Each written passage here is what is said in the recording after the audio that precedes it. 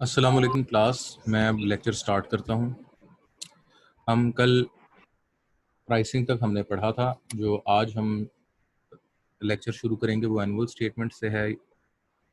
इंशाल्लाह ये finance and accounting वाला सेक्शन 3-4 स्लाइड्स के बाद एंड हो जाएगा। फिर हम अगला सेक्शन जो है anatomy of a software house वो शुरू करेंगे और इंशाल्लाह आज वो एंड करेंगे। जो एनुअल स्टेटमेंट्स हैं ये फाइनेंशियल स्टेटमेंट्स हैं जो किसी भी ऑर्गेनाइजेशन की जिम्मेदारी है कि वो कानून जो पाकिस्तान का कानून है उसके मुताबिक बना के अपने रजिस्ट्रार या अपने फाइनेंस हेड को जमा कराए और फाइनेंस हेड जो है फिर वो एफबीआर में जमा करवाएं। तो ये लीगल डॉक्यूमेंट्स भी होते हैं और इसके मुताबिक एफबीआर इन्वेस्टिगेशन भी कर सकता है और ये हर ऑर्गेनाइजेशन के लिए बनाना ज़रूरी है। ये एनुअल स्टेटमेंट्स एक्चुअली दो डॉक्यूमेंट्स होते हैं, एक है बैलेंस शीट और दूसरी है प्रॉफिट एंड लॉस स्टेटमेंट या profit and loss accounts. All limited companies are required to produce annual accounts and to give a copy of them to the registrar of the companies for filing. Company account should include the balance sheet, profit loss account. A balance sheet is a snapshot of financial statement of an organization at a single instant, normally at the end of an organization financial year. It shows the value of an organization, assets and its liabilities. Normally, a balance sheet also shows the 12 months for comparison purposes. जो balance sheet है इसके अंदर हम दो चीज़ों को compare करते हैं, एक है एसेट और दूसरी है liability. As the name suggest, a balance sheet must balance the total asset and total liabilities should be equal. To achieve this, a balancing item is added on one side or the other. इसकी मिसाल आपके सामने है, ये एक balance sheet है। इस balance sheet को उसने पर्सनल बैलेंस शीट कहा है, ये एक इंडिविजुअल की बैलेंस शीट है। Balance sheet is the calculation between assets and liabilities. ठीक है जी।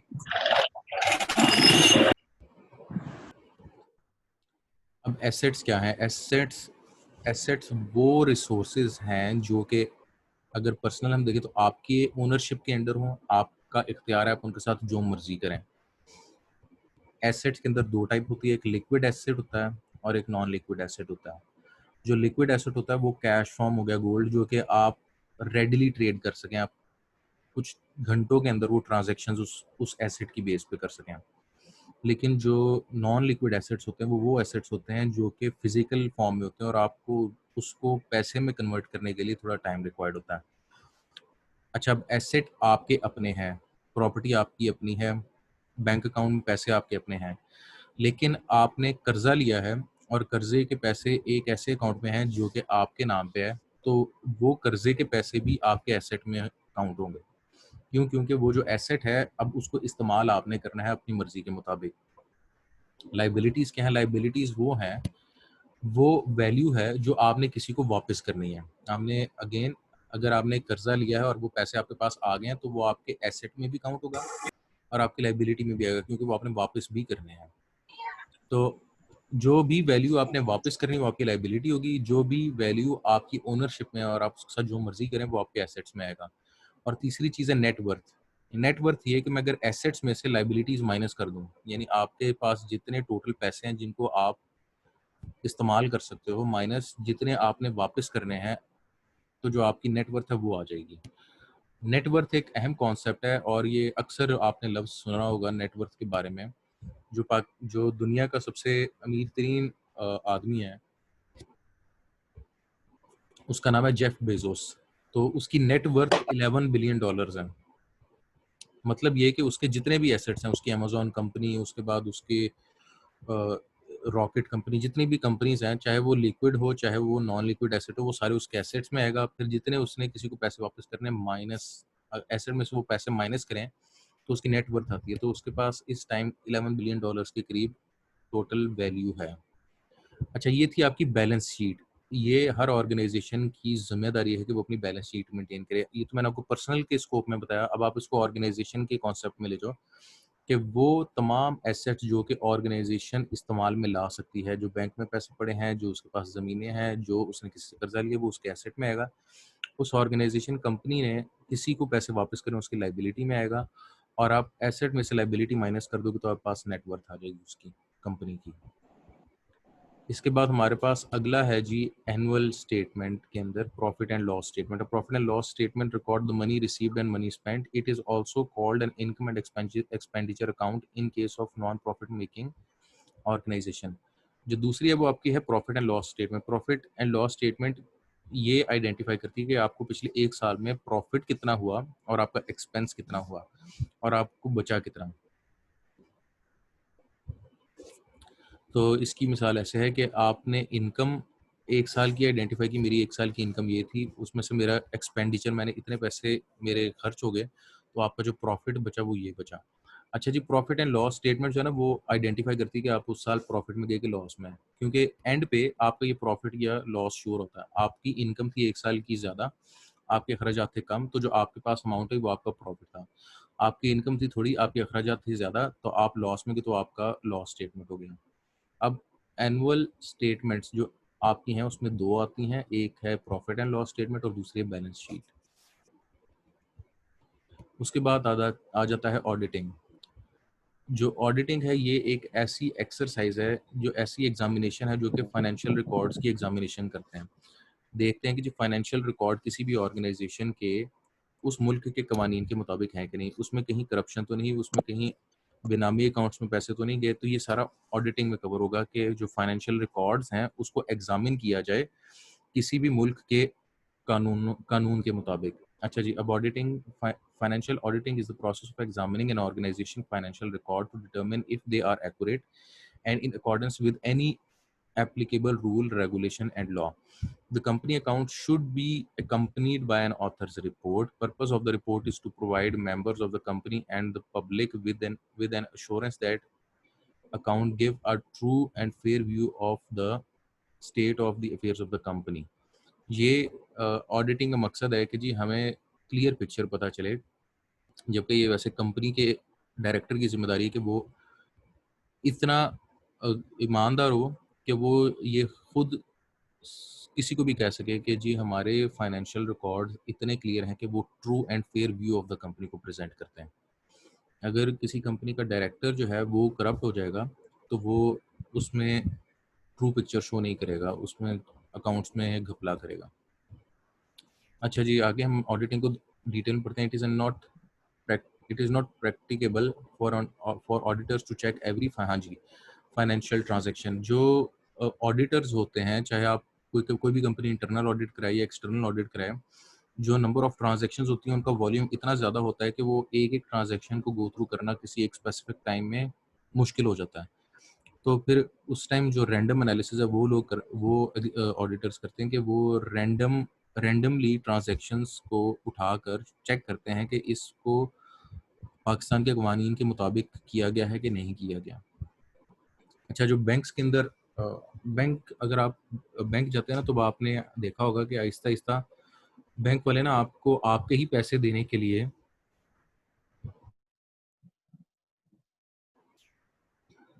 आपसे बहुत सारे काम करवाते हैं। आपसे पहले थंब स्कैन करवाएँगे, फिर आप अगर चेक लेके गए हो तो चेक के ऊपर पहले अपने वो पीसी से चेक करेंगे, जी हाँ जी इतने पैसे हैं, फिर ये कहेंगे जी ये ट्रांज़ैक्शन रिलीज़ करवा के लाएँ, जी उन साहब के साइन करा के लाएँ। वो अपने पास अपने साइन करेगा, फिर वो साइन करा के आपको ला के देगा। ना सॉरी, आप उस बंदे के पास लेके जाओगे जो कि क्रॉस चेक करेगा आपके चेक को, उसके बाद फिर आप कैशियर को ला के दोगे, कैशियर फिर आपको पेमेंट करेगा। बैंक्स जो हैं वो आपको बहुत ज़्यादा आपके ही पैसे देने के लिए ना मुख्तलिफ स्टेप से गुजरवाते हैं। कभी आपसे कोई डॉक्यूमेंट लेंगे, कभी आपका शनाख्ती कार्ड लेंगे। तो ये क्यों ले रहे हैं? क्योंकि ये उनकी ऑडिटिंग रिक्वायरमेंट है। जो ऑडिटर है, उसने ये देखना है कि हर ट्रांज़ैक्शन के साथ इसके डॉक्यूमेंट्स पूरे हैं कि नहीं। आगे आ जाते हैं जी auditing, right a short note on auditing. ये आपने पिछले तीनों स्लाइड्स को कवर करना है, इसमें सिर्फ ये एक स्लाइड नहीं है। The primary responsibility for preventing and detecting fraud lies with the director of the company, not with the auditor. However, auditors are also expected of finding anything seriously misleading the financial statement. If they find evidence of fraud, they have a duty to report the director. Director की जिम्मेदारी है कि अपने financial records को clean and clear रखे, लेकिन auditor जो है वो ये एग्जामिन करता है और इस नज़रिए से कि उसमें कोई फ्रॉड ना हो, और अगर फ्रॉड पकड़ा गया तो फ्रॉड की रिपोर्ट डायरेक्टर को दी जाएगी, और अगर वो हुकूमती ऑडिटर है तो वो डायरेक्टर के साथ साथ हुकूमत को भी जमा होगी। इसकी एक मिसाल जो आपका ये भी शुगर इंक्वायरी कमीशन रिपोर्ट है, ये वो भी एक ऑडिटिंग रिपोर्ट थी, लेकिन वो फोरेंसिक ऑडिटिंग थी। फोरेंसिक ऑडिटिंग और सिंपल ऑडिटिंग में फ़र्क ये है कि फोरेंसिक ऑडिटिंग में हुकूमत से इजाज़त लेके जो कमीशन है वो मुख्तलिफ ऑर्गेनाइजेशन के अकाउंट्स डिपार्टमेंट्स को सील करके उनके कंप्यूटर्स को ओपन करवा सकता है, अगर वो खुद ना करके दें, और फिर एक कंप्यूटर साइंस का बंदा है वो अगर कोई फाइलें डिलीट हुई हैं वो रिकवर करके देगा। इसमें फोरेंसिक एलिमेंट आ जाता है, ये वेरीफाई करना होता है कि वाकई उनके पीसी से साथ साथ प्रूफ भी इसके रखने होते हैं, और वो प्रूफ के लिए जो ऑडिटर्स हैं उनके सिग्नेचर्स भी लेते हैं, हाँ जी आपके पीसी से हमें ये रिपोर्ट मिली है, तो ये वेरीफाई आप करके दें। जो अगला हमारा सेक्शन है वो है anatomy of a software house. अच्छा, आप लोग जो है ना ये मैसेज इतने ज़्यादा करते हो अपनी अटेंडेंस के कि मैंने अब आपके मैसेजेस नहीं पढ़ने अगर किसी ने यहाँ सवाल टाइप किया। अगर आपको कोई क्वेश्चन है किसी का भी, तो वो अपने माइक को ऑन करके फिर सवाल पूछ लिया करें। Anatomy of a software house, हमने इंशाल्लाह आज ये सेक्शन कंप्लीट कर लेना है। इसमें हम ये कॉन्सेप्ट कवर करेंगे, anatomy software house, anatomy of a typical software house and examples.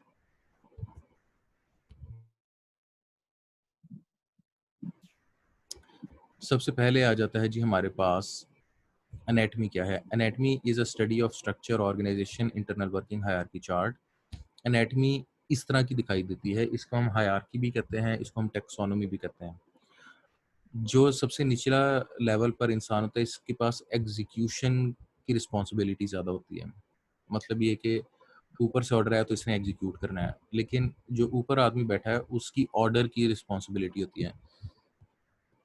लेकिन अगर हम बाहर किसी बंदे को सर्विस प्रोवाइड कर रहे हैं ना, तो क्वालिटी की ज़िम्मेदारी निचले एग्जीक्यूशन वालों की नहीं है, ये ऊपर वाले की है कि उसने ज़िम्मेदारी ली है कि आपको हम जो प्रोडक्ट है वो क्वालिटी का देंगे।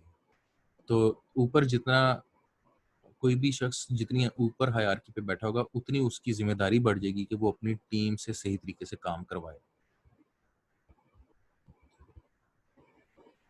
और ज़िम्मेदारी अगर बढ़ जाती है तो वो सज़ा और जज़ा का निज़ाम होना ज़रूरी है।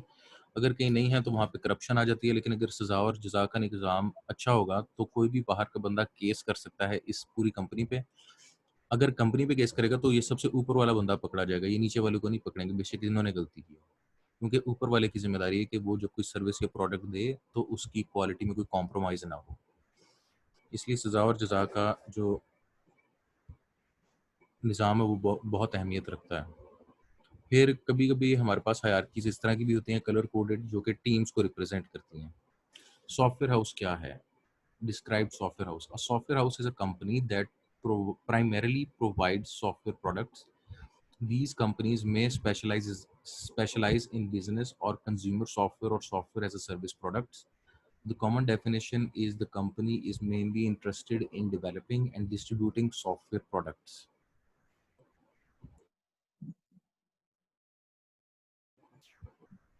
जो कोई भी सॉफ्टवेयर हाउस है उसकी बुनियादी जिम्मेदारी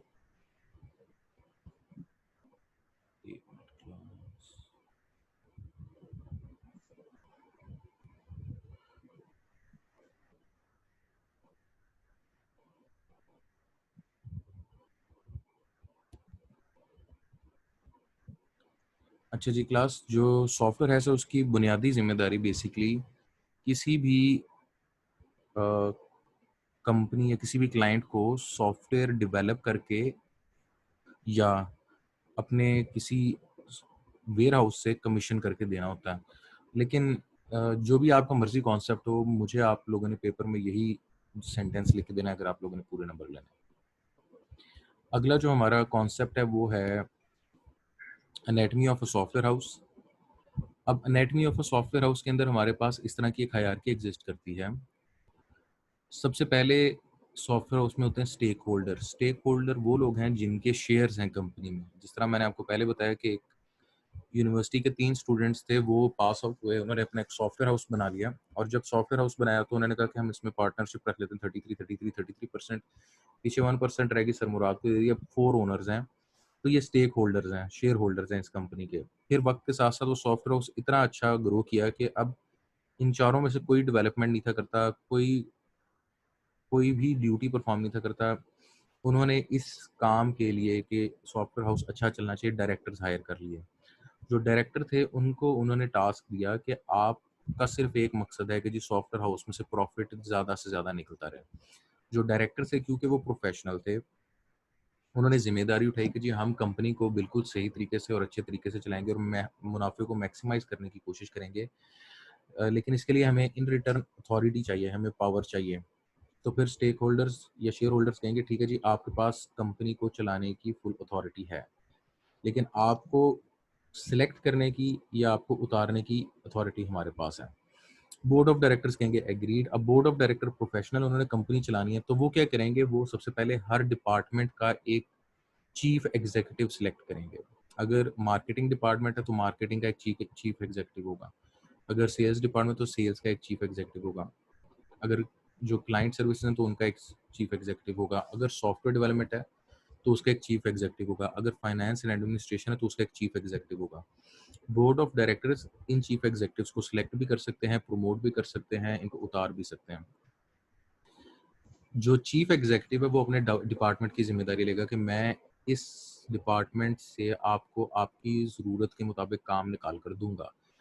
जो डायरेक्टर है वो टारगेट सेट करता है। जो चीफ एग्जीक्यूटिव है उसकी जिम्मेदारी है कि वो उन टारगेट्स को मीट करे based on the collaboration of their team.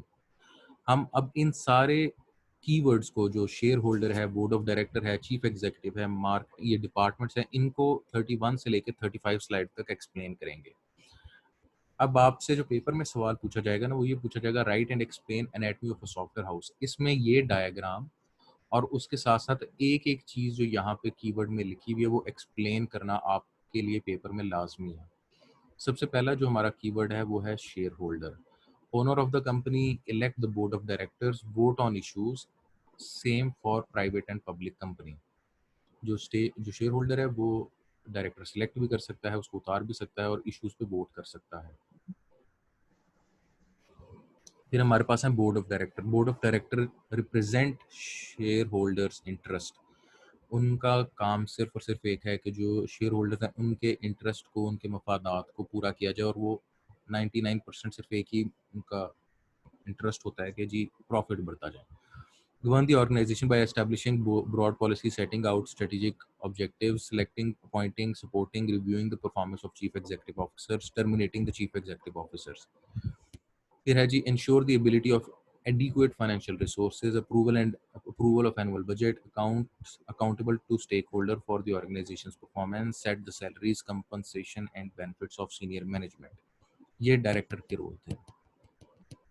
फिर आ जाते हैं chief executive officer, appointed by the board of directors, communicate on behalf of the company with share holders, government entities and the public, lead the development of the company short and long term strategies, create and implement the company or organization vision and mission, evaluate the work of other executive leaders within the company. उसके बाद executive team जो है vice president and C level officers manage by CEO in charge of data, ये उसकी जो नीचे team बैठी है उनके डिस्क्रिप्शंस हैं। उसके बाद हम आ जाते हैं डिपार्टमेंट्स। अब हमने हर डिपार्टमेंट को एक्सप्लेन किया है। Marketing department, create awareness of development create awareness of and develop the brand you are marketing, communicate with the target audience and build and develop customer relations, help with marketing plans, advertising, direct marketing and campaigns,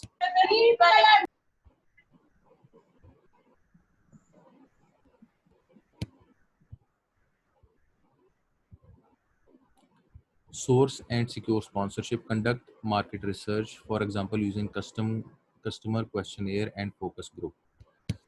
फिर sales में हमारे पास क्या है, conduct market research to identify selling possibilities and evaluate customer need, actively seek out new sale opportunities through cold calling, networking and social media, set up meeting with potential clients and listen to their wishes and concerns, prepare and deliver appropriate presentation or product services, create frequent reviews and reports with sales and financial data, ensure the availability of stock for sale, negotiate, close deal and handle complaint or objections.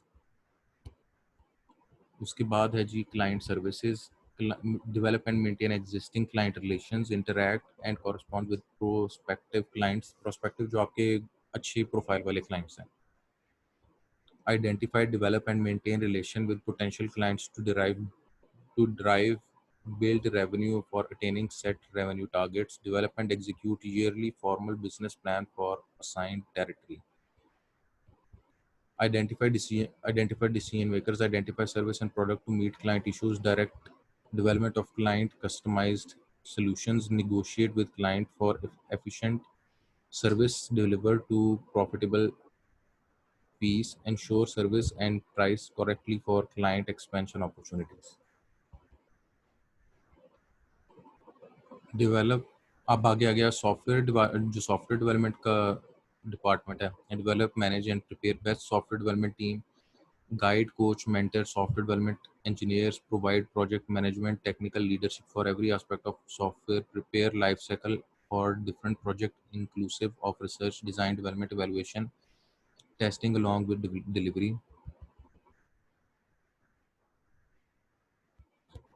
Supervise architecture plus lead efforts to develop technical roadmap for all projects, establish and simulate software development standards and processes along with the best practices for delivery of scalable and high quality software, perform closely with engineers, developers and product managers throughout the organization, influence product development, assistant implement or improving products, finance and admin, overall responsibility of all aspects of finance management and control, effective financial reporting in timely, accurate, relevant and informative manner, general administration.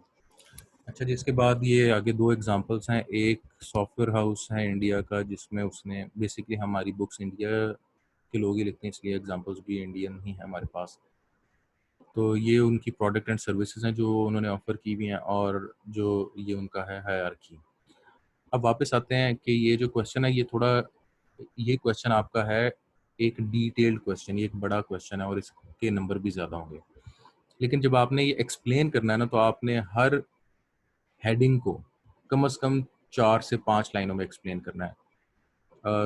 जिन लोगों की memory बहुत अच्छी है वो memorise बहुत अच्छा कर सकते हैं। अगर आप वर्ड टू वर्ड लिख देंगे तो आपको पूरे के पूरे नंबर मिल जाएंगे, लेकिन ज़्यादातर नंबर इन एसेंशियल नगेट्स को वहाँ लिखना ज़रूरी है, हेडिंग्स का वहाँ होना ज़रूरी है कि शेयर होल्डर क्या एनेटमी में ये डायग्राम का होना बहुत ज़रूरी है और इन एसेंशियल नगेट्स का वहाँ पे आपको एक्सप्लेन करना ज़रूरी है कि शेयर होल्डर की क्या ज़िम्मेदारी है, बोर्ड ऑफ डायरेक्टर की क्या, चीफ एग्जीक्यूटिव की क्या, marketing, sales, client service, software development, financial administration, हर डिपार्टमेंट की क्या ज़िम्मेदारी है, आपको एक पैराग्राफ में बताना ज़रूरी है, जो कि 3 से 4 लाइनों का है। अच्छा, क्लास हमारा यहाँ पे लेक्चर एंड होता है। अगर आप लोगों में से किसी ने क्वेश्चन पूछना है तो वो पूछ ले, फिर हम लेक्चर एंड करते हैं।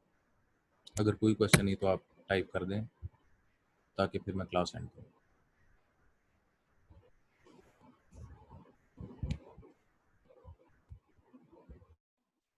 सर जी अस्सलाम वालेकुम। सर जी ये जो डायग्राम बनाई है इसके साथ लिखनी है जो आपने यहाँ पे स्लाइड में बताई है हर इसकी वर्ड की। अच्छा, मैं ये दोबारा बता देता हूँ कि ये जो सवाल है वो ये आपके सामने है, right and explain anatomy of a software house, जिसमें ये तस्वीर अहमियत रखती है। फिर इस तस्वीर के अंदर ये जो नगेट है, एसेंशियल नगेट, ये होना बहुत ज़रूरी है। ये एक एक चीज़ इसी तरह बताना, यहाँ बनाना ज़रूरी है। फिर इसकी एक्सप्लेनेशन के लिए कम से कम आपको 3 से 4 लाइनें लिखनी है। अब शेयर होल्डर है तो उस वो क्या है, उसके नीचे एक पैराग्राफ लिख दिया। बोर्ड ऑफ डायरेक्टर वो क्या है, उसके नीचे एक पैराग्राफ लिख दिया। चीफ एग्जीक्यूटिव क्या है, उसके नीचे पैराग्राफ लिख दिया। फिर ये हर डिपार्टमेंट का जिम्मेदारी क्या क्या है, वो एक एक डिपार्टमेंट का नाम हेडिंग के तौर पर उसके नीचे उसका आपने पैराग्राफ लिख दिया। फिर जाके आंसर कंप्लीट होगा। ओके सर जी, थैंक यू। वेलकम। और कोई क्वेश्चन पूछना चाहता है तो आप पूछ लें।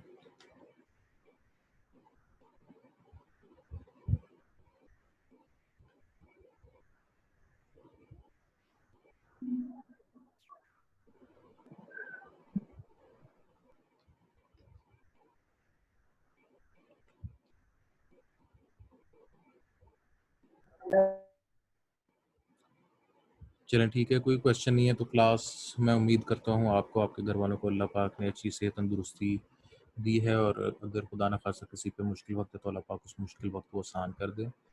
ये हम जो वक्त है ये थोड़ा सा मुश्किल और नाउमीदी का है, लेकिन एक मोमिन जो है वो कभी भी उम्मीद नहीं छोड़ता, वो अल्लाह से हमेशा उम्मीद रखता है, नमाज़ पढ़ता है और अल्लाह पाक से दुआ करता है।